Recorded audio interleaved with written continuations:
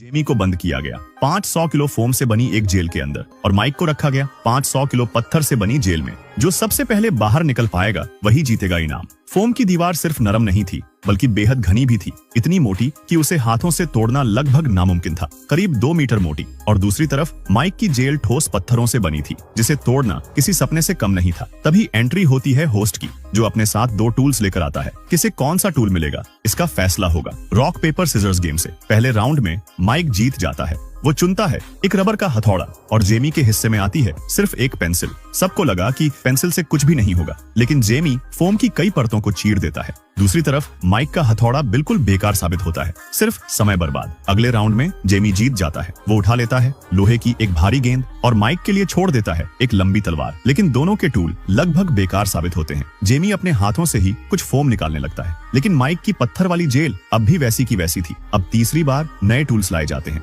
इस बार फिर माइक जीत जाता है। वो उठा लेता है एक असली हैमर और जेमी के लिए बचती है एक कुल्हाड़ी। जैसे ही कुल्हाड़ी फोम पर चलती है, एक ही वार में कई परतें कट जाती हैं। जेमी समझ जाता है कि किनारों का फोम थोड़ा ढीला है और वहीं से वो एक सुरंग बनाना शुरू कर देता है। अब रास्ता मिलते ही उसकी स्पीड और तेज हो जाती है। दूसरी तरफ माइक अभी तक 1 इंच पत्थर भी नहीं तोड़ पाया था। चिंगारियां जरूर निकल रही थीं, लेकिन रिजल्ट अब भी शून्य था। तभी अचानक अंदर एक फोम का बॉक्स गिरता है। उम्मीद जगती है कि शायद इसमें कोई नया टूल होगा, लेकिन बॉक्स इतना मजबूत था कि उसे खोलना ही मुश्किल हो गया। और जब आखिरकार बॉक्स खुला तो उसके अंदर कुछ भी नहीं था। जेमी को सिर्फ एक कागज मिलता है जिस पर लिखा था लोहे की छेनी, और वही छेनी कमाल की साबित होती है। हर वार के साथ फोम के बड़े बड़े टुकड़े निकलने लगते हैं। धीरे धीरे एक गुफा जैसा रास्ता बनना शुरू हो जाता है। उधर माइक को भी एक नया हथौड़ा मिल जाता है, लेकिन वो समझ जाता है कि सीधे वार करने से कुछ नहीं होगा। तभी उसे दीवार के कोने में एक कमजोर हिस्सा दिखाई देता है। वो लगातार उसी जगह पर वार करता रहता है और आखिरकार एक दरार दिखाई देती है।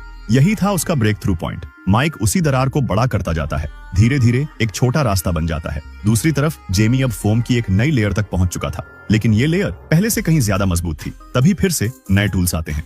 जेमी को मिलती है लोहे की एक मजबूत फावड़ी, जिससे उसकी स्पीड कई गुना बढ़ जाती है। वो तंग सुरंग के अंदर भी लगातार खोदता रहता है। वहीं माइक को मिलता है एक स्पाइक हैमर और उसका असर बेहद खतरनाक था। जैसे ही वो पत्थर पर वार करता, पत्थर टुकड़ों में टूटकर उड़ने लगते। अब असली मुकाबला शुरू हो चुका था। अगर माइक अब पीछे रह जाता तो उसे जेमी से हार माननी पड़ती।